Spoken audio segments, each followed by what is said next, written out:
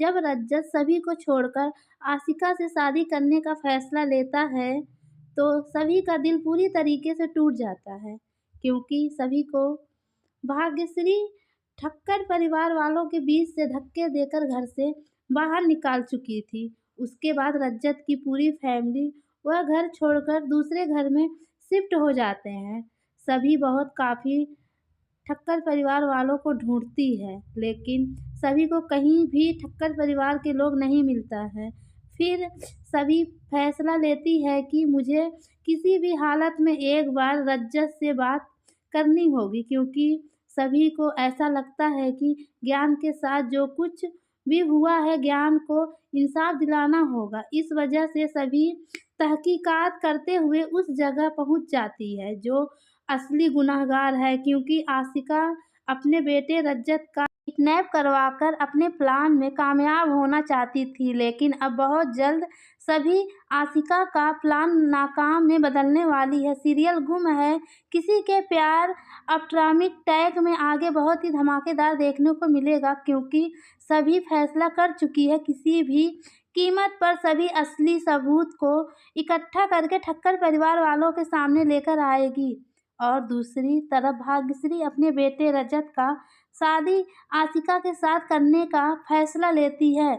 और जैसे ही सभी को पता चलता है भाग्यश्री अपने बेटे रजत का शादी आशिका से करने वाली है, तो सभी दौड़ते हुए ठक्कर परिवार वालों के बीच में जाती है और कहती है मुझे रजत से एक बार बात करना है। और जैसे ही रजत सभी के सामने आता है, उसके बाद भाग्यश्री सभी को धक्के देकर दोबारा घर से बाहर निकालने जाती है। लेकिन उससे पहले सभी भाग्यश्री से कहती है मैं इस घर की बहू हूँ और मेरा अपने पति रज्जत के ऊपर पूरा हक है, इसलिए मैं कभी भी इस घर से आ जा सकती हूँ। यह बात सुनकर भाग्यश्री सीधे अपने कमरे में जाती है, डिवोर्स पेपर लेकर आती है और सभी को याद दिलाने लगती है कि एयरपोर्ट पर तुमने अपने पति रज्जत को डाइवोर्स देकर तलाक ले चुकी हो। इस वजह से अब तुम दोनों के रिश्ते में कोई भी कानूनी और पर तुम दोनों पति पत्नी नहीं हो।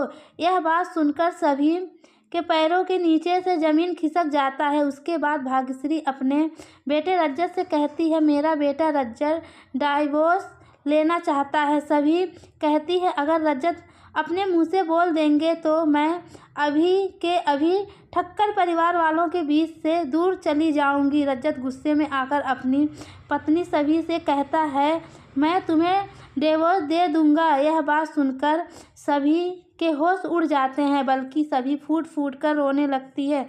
दूसरे तरफ अंशिका अंदर ही अंदर बहुत काफ़ी खुश होती है। आशिका सोचने लगती है मेरा बना बनाया प्लान कामयाब हो गया, लेकिन शायद आशिका भूल चुकी है इस बार सभी को करने वाली है उससे आशिका का सारा प्लान फेल हो जाएगा।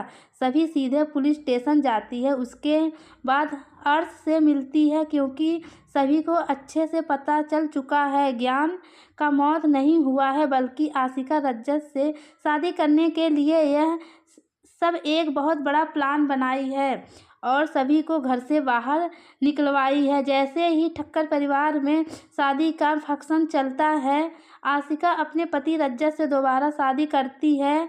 उसी समय सभी तहकीकात करते हुए अपने बेटे ज्ञान को ठक्कर परिवार वालों के बीच में लेकर चली जाती है। और जैसे ही रज्जत का नज़र ज्ञान के ऊपर पड़ता है, रज्जत अपने बेटे ज्ञान को देखकर शादी के मंडप से उड़ जाता है। आशिका अपने बेटे ज्ञान को देखकर आशिका के भी होश उड़ जाते हैं, क्योंकि आशिका का खेल खत्म हो चुका है। रज्जत अपने बेटे ज्ञान के पास जाता है और पूछता है सभी मेरा बेटा ज्ञान कहाँ था और जो ज्ञान हम सबके बीच में था वह कौन था। तब सभी पूरे परिवार वालों को बताती है आशिका रज्जत से शादी करने के लिए अपने बेटे ज्ञान का किडनैप करवा चुकी थी और हम सब के बीच में डुप्लीकेट ज्ञान को लाकर रख चुकी थी, ताकि आशिका अपने प्लान में कामयाब हो जाए और मुझे ठक्कर परिवार वालों से दूर कर सके। और अपने प्लान में कामयाब भी हो चुकी थी, लेकिन ऐन वक्त पर आशिका का हर एक खेल खत्म हो जाता है। सीरियल गुम है कि किसी के प्यार में अब कमेंट टैग में आगे बहुत ही धमाकेदार होने वाला है, क्योंकि आशिका का बनाया प्लान फेल हो जाता है और सीधे रज्जत गुस्से में आकर आशिका को जेल भेज देता है। आशिका पूरे परिवार वालों से माफ़ी मांगती है, लेकिन इस बार भाग्यश्री भी आशिका को माफ़ी नहीं देती है। सीधे पुलिस वालों को बुलाकर आशिका को जेल भेज देती है, लेकिन इस बार सभी भी अपने पति रज्जत को माफ़ नहीं करेगी, क्योंकि जब ठक्कर परिवार वाले सभी को धक्के देकर घर से बाहर निकाल रहे थे, उसी वक्त रज्जत भी अपनी पत्नी सभी का साथ नहीं देता है, बल्कि सभी को भी गुनहगार समझता है। जबकि सब कुछ क्लियर हो जाता है कि ज्ञान मरा नहीं है। जो ज्ञान मरा हुआ साबित पूरे परिवार वालों के सामने हुआ था, वह नकली ज्ञान था। मास्क लगाकर डुप्लीकेट ज्ञान बनकर ठक्कर परिवार वालों के बीच में आया था। ज्ञान पर आंटी का धन्यवाद करता है, क्योंकि आज तक ज्ञान सभी को आंटी नहीं बुलाता था, बल्कि उसका नाम लेकर बुलाता था। लेकिन सभी अपने बेटे ज्ञान को अर्श और जिगर के चंगुल से बचाकर लाती है। इस वजह से ज्ञान को यह लगता है कि सभी आंटी बुरी नहीं है।